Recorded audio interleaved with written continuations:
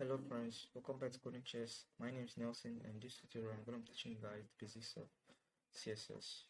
So currently I have my HTML file and I also have a file I create CSS file in which I created an external CSS file in which I created. So for now let's just get rid of this and let me come ahead and delete this so that we can start over fresh.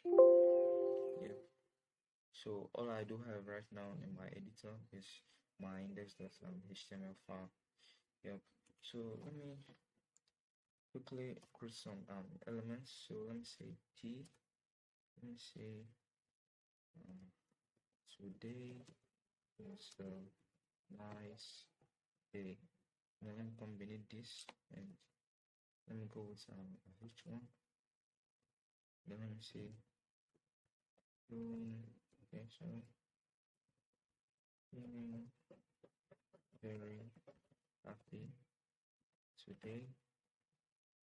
And let me come beneath this and make some list items. So inside this I'm gonna say alive. Inside this alive, let me just go with days of the week. I'm gonna say Monday as usual. Monday. So let me copy this. So yep, we have Monday, Tuesday, and we have Wednesday. So let's view this our web browser. So to do this, remember Control S, you save them. Let's head over to our web browser and here. So let me reduce this a little bit so bold. So as you can see, these are H1 paragraph and these are our list items Monday, Tuesday, and Wednesday. So let's get back to our code. So currently, right now, as you can see, this doesn't look so awesome compared to some websites like for example the McDonald's website. So right now you can see how beautiful this site looks. So you see how colorful it is. You can see this button is yellow color. You can see the image. You can see how colorful it is. Very beautiful. So actually I'm not gonna try and duplicate something like this. So I just want to show you guys how you could make something look like beautiful as this, but not so much alike. So but just to call a web page. So basically that's what we're gonna be doing with um, CSS in this video. So let's get back to our web page. So firstly, what's CSS? I did explain this for you guys in the beginning of this playlist. I did say that CSS is known as cascading style sheet. We use CSS to style web elements that are contained inside our web page. So what are those web elements? As you can see, paragraph tab is a web element contained inside a web page and HTML web page. H1 web element, the list item, these are all web element, div and the rest of that as you know. So we use CSS to style this element. So we could do this um, different ways. So firstly we have different styles in which we could do this. We could use the external style sheet in which you guys saw in the beginning that I got rid of, which is whereby you have to come over to this place and create a CSS file by saying, let me just say new.css, hit enter. So right now this is our external style sheet. So you have to link this external style sheet to your HTML element. So by so doing, I already have it linked here. So let me get rid of this, guys, and let me say link so that you guys can have it done. So it says relation style sheet. This tells us that this is a CSS style sheet. Then for the href, this is where you put the location for the CSS style in which you want to link to this. So it's more like saying the URL or the endpoint. Like this is the URL to where the CSS file is located. So we'll go saying dot slash direct path. So you could see it here, new.css. So currently I've linked the new.css. I've linked this file with this currently. So if I want, I could create as much as I want. I could create another CSS file and come link it here. Let me go ahead. Let me say old.css. Hope you guys pissed off my names. I know they're so irritating, but don't worry. You could name yours anything good you want to name it. So for mine, just leave it so weird, I know. So we have all the CSS. So if you want to link all the CSS instead of new the CSS right now, you just come over here and say old old. So it's linked to see it all the CSS. Or if you want, you could start over direct there all the CSS. So we'll link all the CSS to our HTML element, our HTML to our HTML page. So I don't want to link old, I don't want to make use of old. So let me get rid of all the CSS. Let me go ahead and delete this. Delete. Yeah. So what I want to do using this tutorial is new.css. So let me get over here and link it back to new.css. So if there's another way in which you can do this, so this is one. So the second one, let me get rid of this. The second way in which we can link, we can start elements in our on our web page instead of using external CSS style sheet is by using the style inline style, whereby we'll come to the head and say style. So this is the inline style. So you can now target any elements inside here which you want to style. So take for instance, let me style this p element right now. So I'm gonna come inside here and say p. So I'm gonna say um, background color. I'm gonna say green. Let me go with this one so I can see how clear it is. So let me save and let's preview the web page. So currently right now you can see the color, it's green. So you see how we've styled this. It's not looking so nice right now, but at least it's looking colorful. Yeah, you could tell. So you can use the inline styling, or you can use the external style sheet, CSS style sheet, and style your elements. So we normally use the inline styling for maybe you want to test out something or real quick, but not for projects that are so buggy, project like that are so big, like at times you might have a very huge, a very big project, so you don't want to style your elements inside the HTML. If not, it's gonna look so dirty, like the code is gonna look so dirty and misarranged. So we don't use this most often. So what I'm gonna use in this tutorial so that everything is gonna look so neat is the external style sheet. So let me come back here and link this back. Say link, hit enter, style sheet, then direct path, then new.css. So save this. So I've linked this to this. So right now we can go ahead and start in our web elements, not inside here right now, but over here. So let's start the p tag again. P stroke, then enter. Then I'm gonna say this time I'm not gonna say background color. Okay, let me say background color, but I'm gonna change it. Background color. I'm gonna say blue. Let me say blue. Okay, it says blue violet, whichever one you want. But I don't want blue violet, I want blue. So let's save, then come over to our web page and preview. So you see right now the color has changed. It's blue. So you could style this with whatever you want. So I want to explain some basic things for you guys because I don't want you guys to be confused. So we have what we call selectors and we have what we call declarations. So the this p tag you see is known as a selector. So as you can see, I am hovered on the p tag and you can see what says for me below selector specificity. So just know that this is a selector. So you could see what it says this is a p tag, a p element. So let's just know that what you selected inside your web page is a p element. So if I come over here and change this to, I think I have h1, so let me change this to h1 and style it. So I'm gonna say h1, sorry, h1. H1. Then let's say you're gonna see the style is gonna change to the H right now, the H1. So you see, it's no longer the P that's blue. Currently, right now, is the H1 that's shining blue color.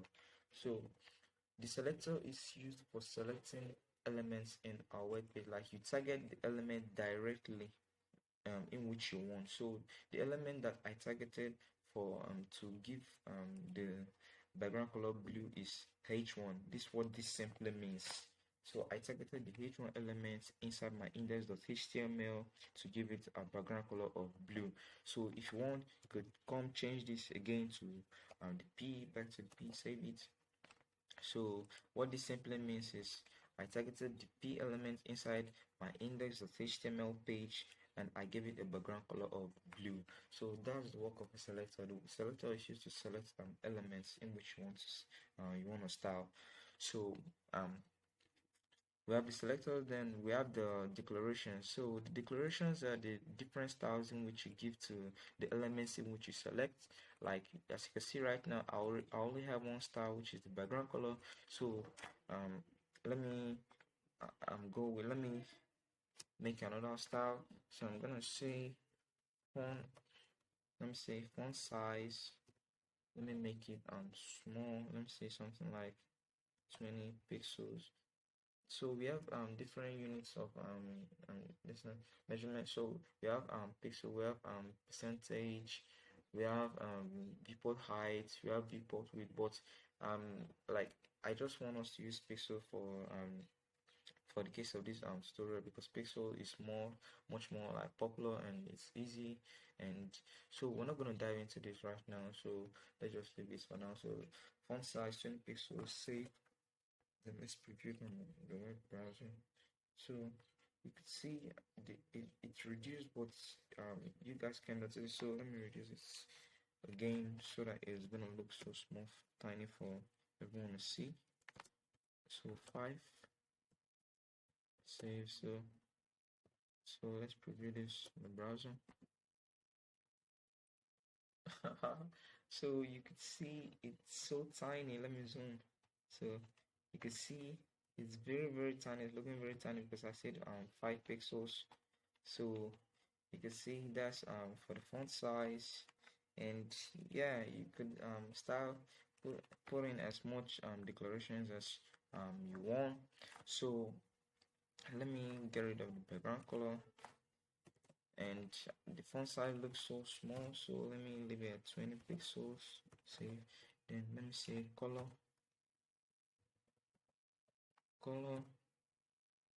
So for the color, I think I'm gonna use yellow, so let me say yellow, then save, then head over. So the color is yellow, so you guys can see it somewhere, but let me zoom in so you can see the text content inside the P element is yellow color right now. Today is a nice day, shines yellow. So the color means like paint me each alphabet inside this element. So that's what I mean. What background color means, paint me everything that's contained in that perimeter, that background, like that way. So that's the difference, as you can see.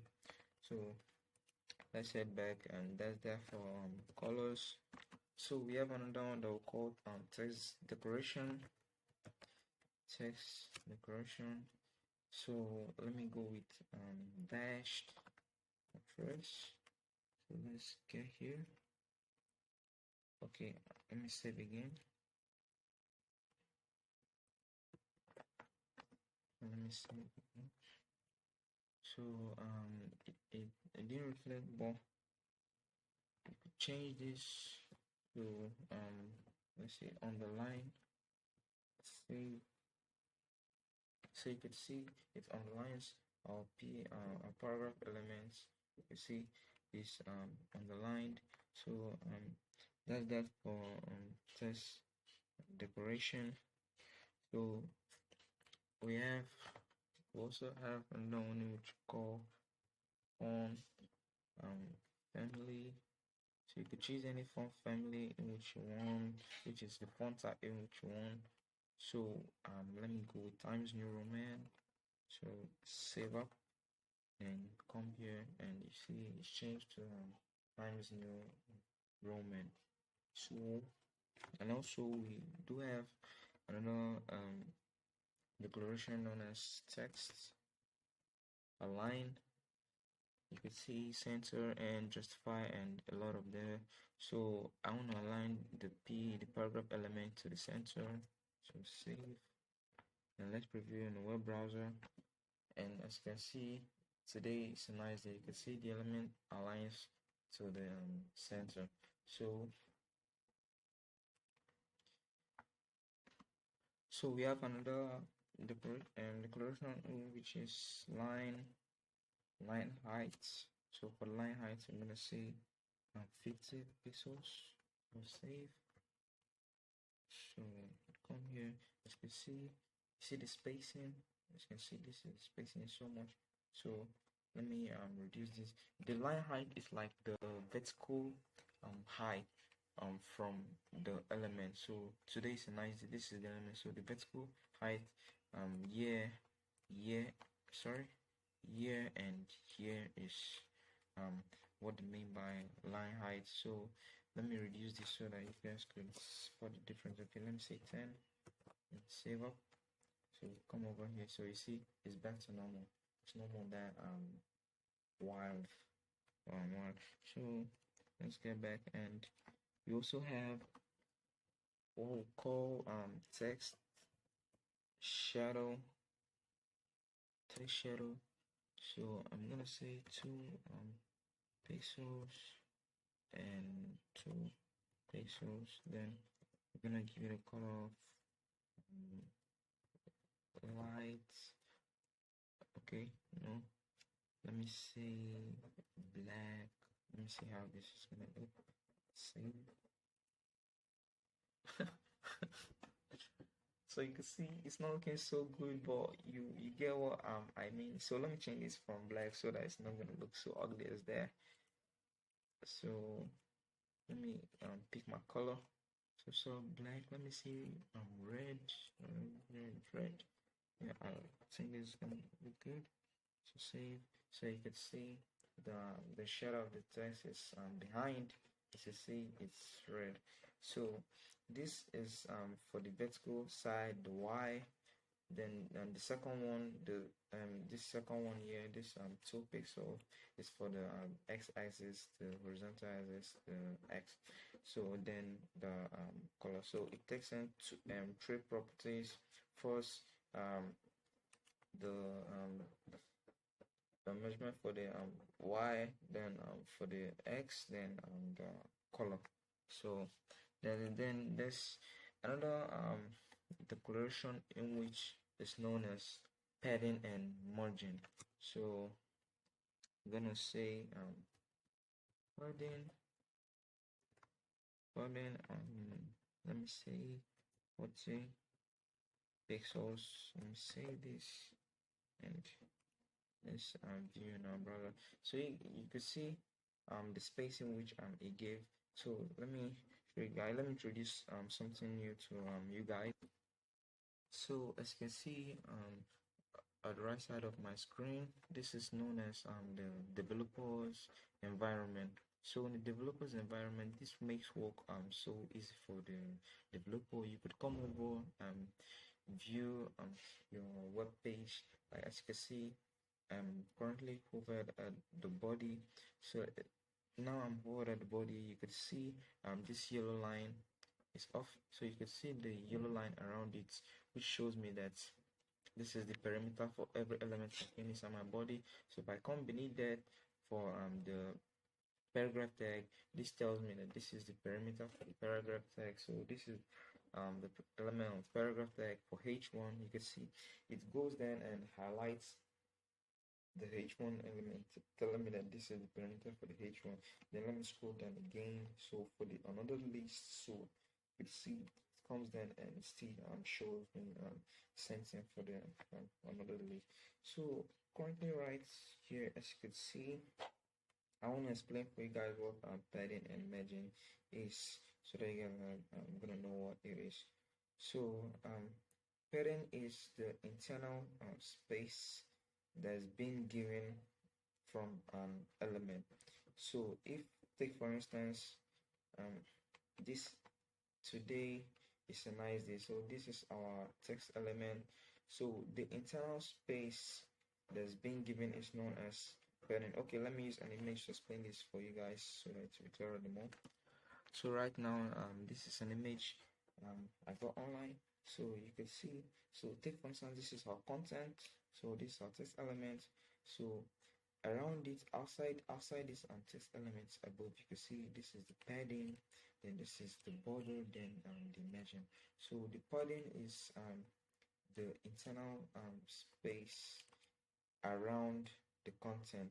So around this content, as you can see, this all this space you see here is the padding. So whenever you say padding 10, padding 50, whatever you want to give to it, so and maybe it's press or something like that, so you know it's the padding in action. So then when it comes to margin is like the outermost part of outermost part, which is like outermost spacing from the element in which we have our content. So this is the content. So the inner part is the padding, while the outer part is the margin.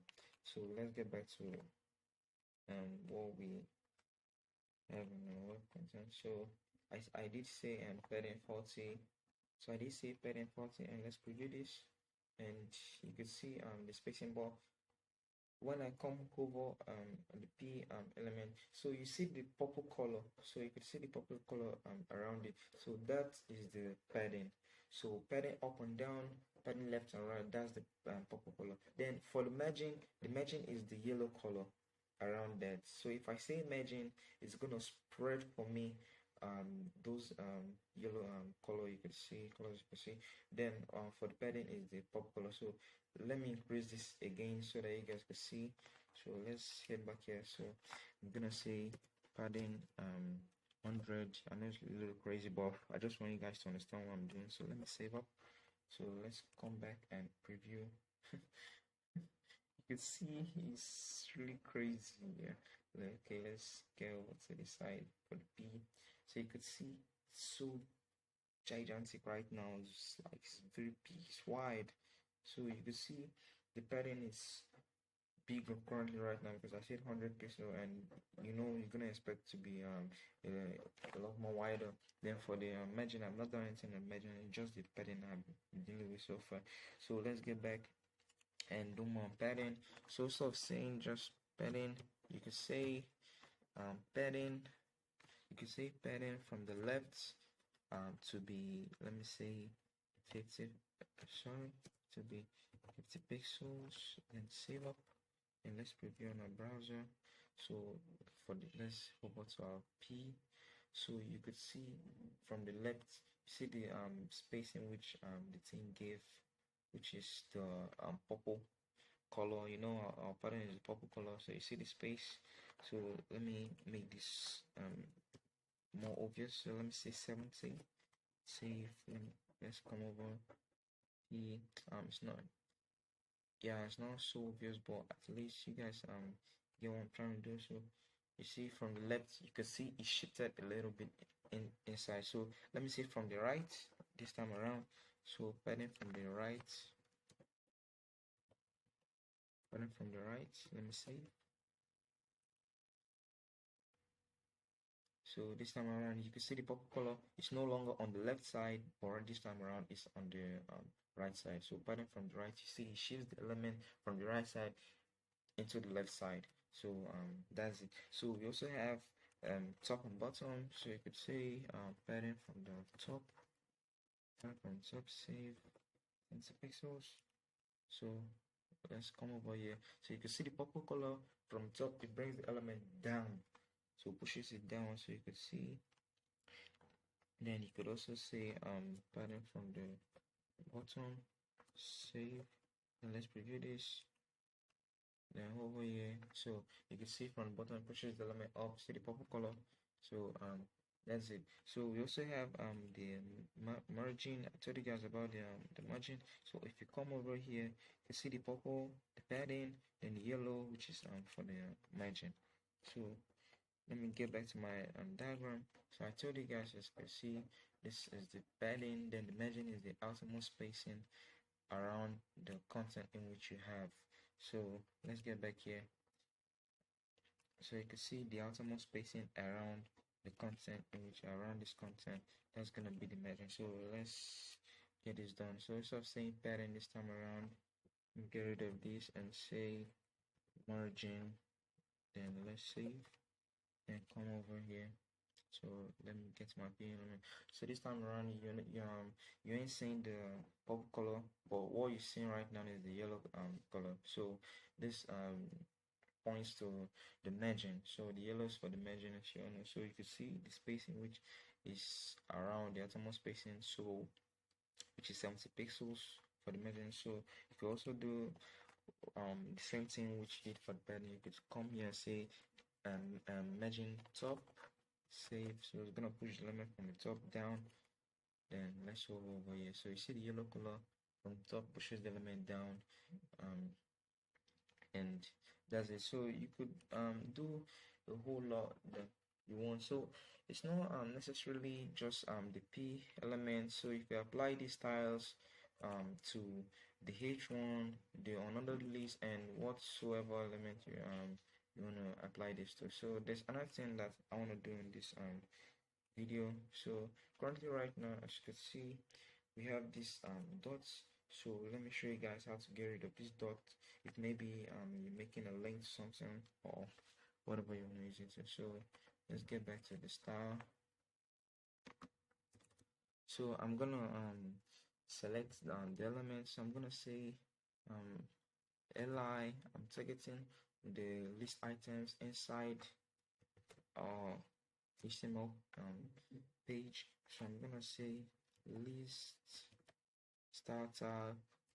So instead of saying disk, I'm gonna say none. So save up. So let me take this back. So save up and come over here. Then as you can see, those blind dots have been gotten rid of. So you only have Monday, Tuesday, and Wednesday. So you could do a lot of styling today. So apart from none, we have some more. So we have this as you saw. So save up. Then you see this this. So we also have square. So we also have square.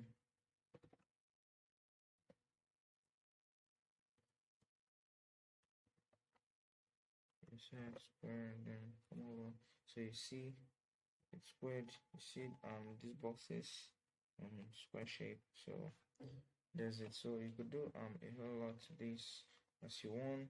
So you could add styles like into your HTML elements and as you want. So right now there's another thing I want to let you guys know about. So we have what we call inline elements and block level elements. So block level elements take up the whole width of any elements in which they are contained. Like they take up the whole width around any HTML element. Take for instance, we have example of block level elements h1p. So let me show you guys what I mean by block level element. So when I come okay, let me use the styling so that it's gonna look obvious. So background color for this, then let me come from the h1, then I'm gonna also say, let me just copy this and paste. You see, come here, Ctrl V, then save up, and let's put it in our web browser. So you can see these two. Let me get rid of our developer environment. So these two currently right now are block level elements. They take up the whole width of the elements in which they are contained. So this is the element, feeling very happy today. So they take up the whole width around this element. So they take up the whole width around this element. So for inline elements, they just take up the whole width of the length. They take up the whole width of the length of the elements in which they have. So what I mean by is this. So let me take for instance say span. Let me say life is good. So save up and let's preview this. Okay, let me style it. So let me copy this quickly. See, we need this. So I'm gonna say span. So select the span for me and paste. So save up, then let's preview. So life is good. So as you can see, as I said, the inline element just covers around the length of the elements in which they are contained or they are made from. So you can see life is good. So the color doesn't spread out like down to this place, don't spread out down to this place, it just spreads out to where the text stops. So but for the block level element, it spreads out to the whole width, the whole perimeter, even passes the last element and just keep spreading out to the whole width. So if I add more text in this, life is good, and that is why I feel so awesome. That's why I feel so awesome. So save up this.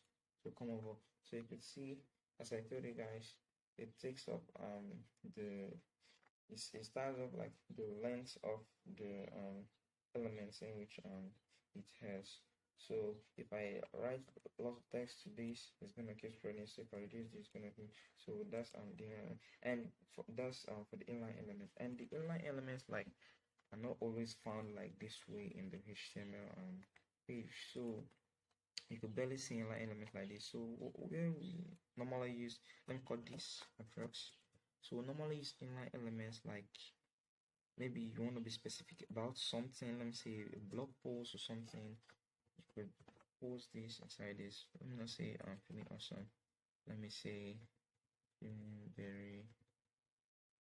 Let me just say good. Save this up.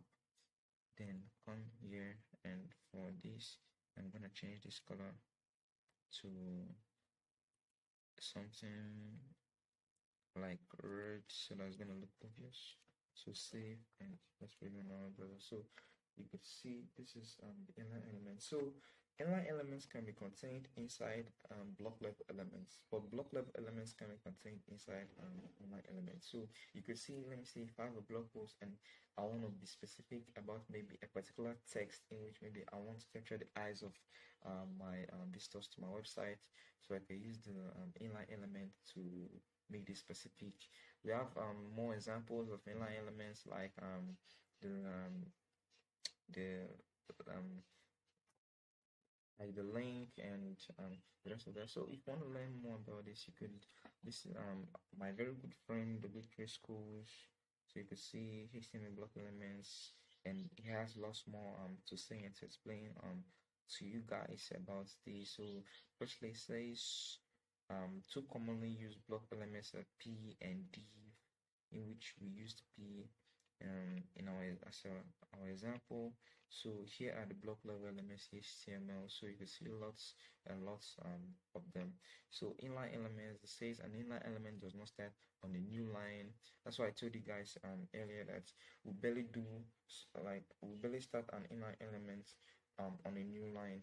Like we mostly put inline elements inside block level elements, maybe to make reference something and just use it for whatever you want to do. And then element only takes up as much width as necessary, as I showed you guys, and you come over here, learn as much as you want. So yeah, I think that's pretty much it. So thank you guys for listening and watching and just giving this your time, and I do hope you guys have learned a lot of things from this. So lastly, I'm gonna love to summarize what we did in this course. So firstly, I said I told you guys what CSS is and how to add it to HTML page, and also said what selectors are, declarations, and how they're used in CSS style sheet, and the different CSS color styles as the S code. Okay, I'm gonna show you guys the S code right now, and then inline and block level elements, and then I show you guys padding and margin. So for the S code, you could come over here. So instead of using raw color like blue, if you want to get the hash code of this blue, you could come click here. So hash code normally starts with hash, then followed by six random things. Could be numbers mixed with letters and the rest of that. So you see six other figures like 1 2 3 4 5 and 6. So if I change this to green, so click on this. So we have RGB, also HSL. We have RGB, which is red, green, and blue. The first red, second green, third blue. So I don't want the RGB. So this is the hash code for this color, hash 00FF15. So you don't want to come writing hash code of a color and stressing yourself with that. So if you want that, you could use the Adobe or any graphic designing tool. It makes it much more easier for you to pick and the rest of that. So I just prefer using the raw color green, then hit enter. Then if you want to change, you just use your color picker. You could come pick whatever you want. So cramming some random hex code and come putting it down later. So that's that, and thank you guys, and thank you very much, and bye for now. See you in the next video.